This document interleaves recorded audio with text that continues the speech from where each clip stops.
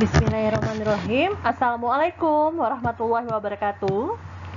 Pada mata kuliah Islam dan Ilmu Pengetahuan pada hari ini, kita akan membahas mengenai hakikat ilmu pengetahuan dan teknologi serta seni dalam pandangan Islam.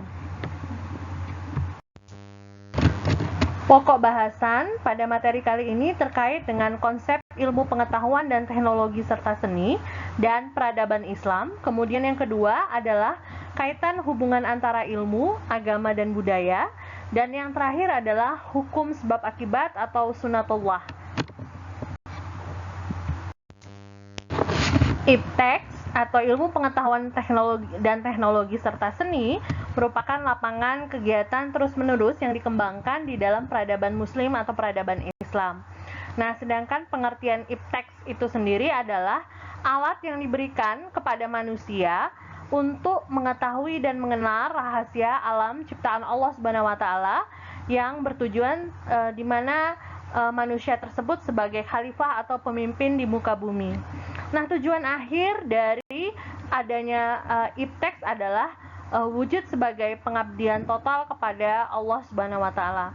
Nah, penemuan ipteks ini contohnya seperti di bidang telekomunikasi, transportasi, dan informasi serta lainnya menimbulkan tentu saja dampak positif dan negatif. Kalau dampak positif, maka akan memberikan kemudahan dalam kehidupan. Misalnya, jika dahulu orang berkomunikasi jarak jauh belum menggunakan telepon, baru menggunakan radio, kemudian telegram. Tapi sekarang ini dengan adanya perkembangan telekomunikasi, maka akan mempermudah seseorang berkomunikasi dengan yang lain. Kemudian juga dalam bidang transportasi, yang tadinya sukar untuk ditempuh dalam jangka waktu yang lama, maka akan lebih mudah sekarang ditempuh dalam jangka waktu yang singkat. Kemudian juga dampak positifnya adalah memberikan kesenangan dan kenikmatan sehingga kebutuhan jasmani tidak sukar lagi untuk dipenuhi. Bagaimana dengan dampak negatifnya? Dampak negatif yang terjadi dari perkembangan ipteks yang tidak terkontrol akan mengakibatkan eksploitasi dan eksplorasi yang luar biasa serta memungkinkan terjadinya bencana atau degradasi moral dan material.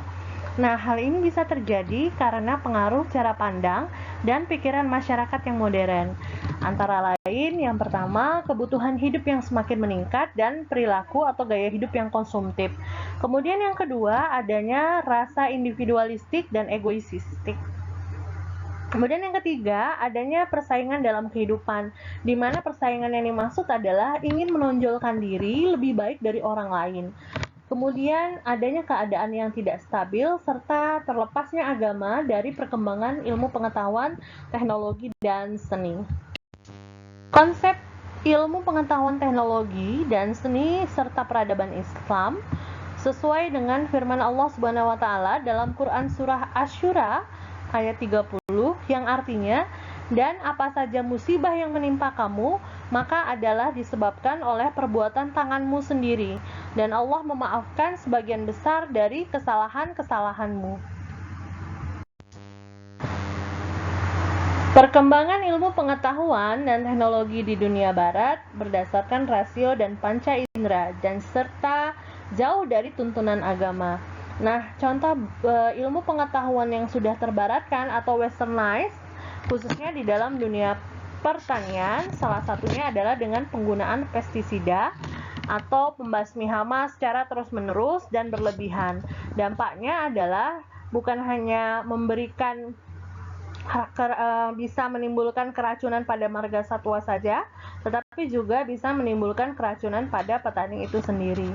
Pertanian awalnya dikenal dengan istilah agrikultur atau suatu cara pandang hidup saling menghargai, timbal balik, dan kooperatif, serta tidak kompetitif.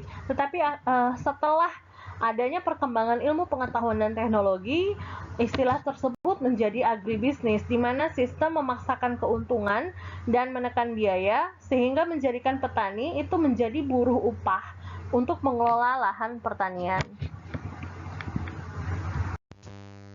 Islam sangat mendukung perkembangan ipteks. Bahkan menurut Trianto 2007 di dalam Al-Qur'an menyebutkan kata akar dan turunannya terkait dengan konsep ilmu pengetahuan dan teknologi tidak kurang sebanyak 800 kali. Nah, gambaran Al-Quran terkait dengan spirit atau semangat pengembangan ipteks tercantum dalam Quran Surah Ar-Rahman ayat 33 yang artinya, "Wahai golongan jin dan manusia, jika kamu sanggup menembus atau melintasi penjuru langit dan bumi, maka tembuslah. Kamu tidak akan mampu menembusnya kecuali dengan kekuatan dari Allah Subhanahu wa Ta'ala."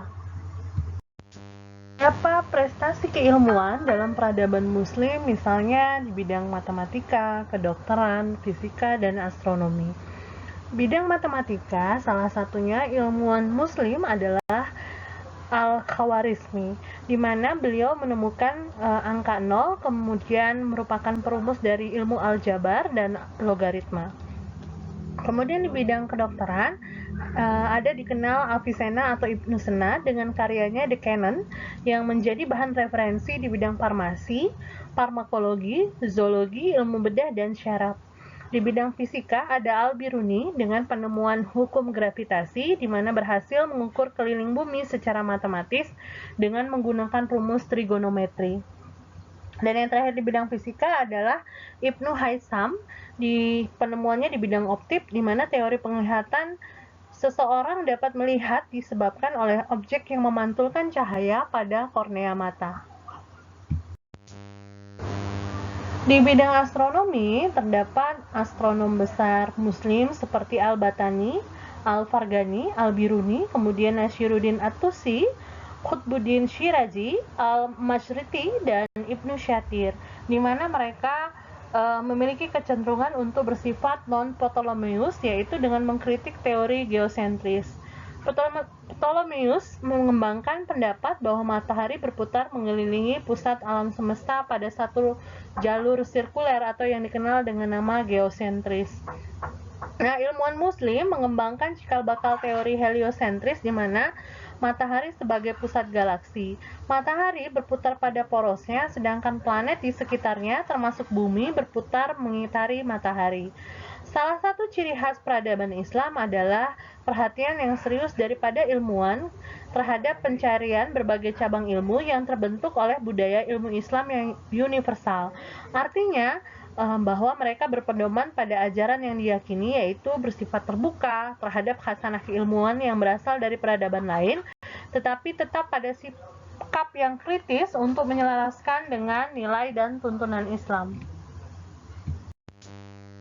Dalam ajaran Islam, hampir seluruh perintah dan larangan dalam Al-Quran sesungguhnya selalu disinggung latar belakang akal sehingga bisa diterima oleh manusia.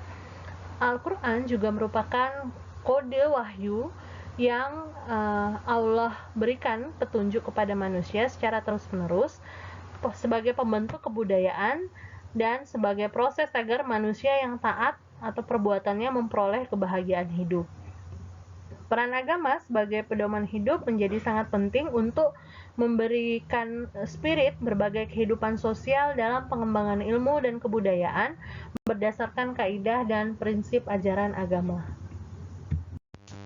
Terdapat 4 pola hubungan agama dengan ilmu, yaitu yang pertama adalah pola hubungan yang negatif, saling tolak-menolak. Apa yang dianggap benar oleh agama tidak dianggap benar oleh ilmu pengetahuan. Kemudian yang kedua adalah pola hubungan yang keduanya merupakan perkembangan dari pola hubungan yang pertama. Ketika kebenaran iptek bertentangan dengan kebenaran agama, maka tidak akan dapat disangkal. Sementara keyakinan kebenaran agama masih kuat di hati, maka jalan satu-satunya adalah dengan menerima kebenaran keduanya dengan anggapan bahwa keduanya memiliki wilayah kebenaran yang berbeda. Ketiga adalah pola hubungan yang netral, di mana kebenaran ajaran agama tidak bertentangan dengan kebenaran ilmu pengetahuan dan teknologi, tetapi juga tidak saling mempengaruhi.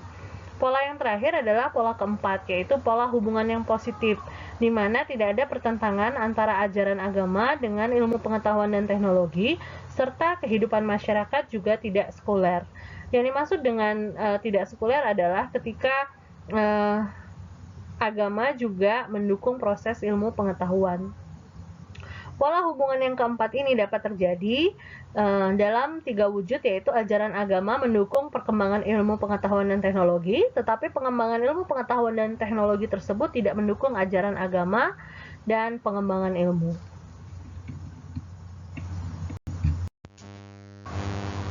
Hubungan agama dengan budaya menunjukkan adanya hubungan antara manusia dengan kekuatan gaib di luar kekuasaan manusia, berdasarkan dari agama ataupun kepercayaan.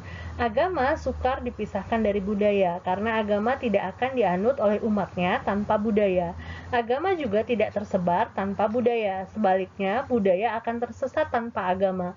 Contoh penerapan ajaran agama yang disandingkan dengan nilai budaya lokal di era desentralisasi adalah di Provinsi Nanggro Aceh Darussalam. Dengan adanya otonomi khusus, maka hukum pidana Islam dapat kembali dihidupkan sehingga masyarakat merasakan keadilan sesuai dengan keyakinannya. Selanjutnya kita belajar terkait dengan hukum sunatullah atau kausalitas. Sunatullah merupakan cara Allah memperlakukan manusia atau ketetapan ataupun hukum Allah yang berlaku untuk alam semesta. Nah, sunatullah juga merupakan ketentuan Allah, suatu ketentuan hukum logika yang mempunyai hubungan sebab akibat dalam kajian ilmiah atau saintifik yang disebut dengan hukum alam. Sunatullah merupakan hukum yang ditetapkan oleh Allah yang sifatnya adalah fitrah, yakni tetap dan otomatis untuk mengatur mekanisme alam semesta sehingga menjadi pedoman bagi manusia dalam beribadah kepada Allah.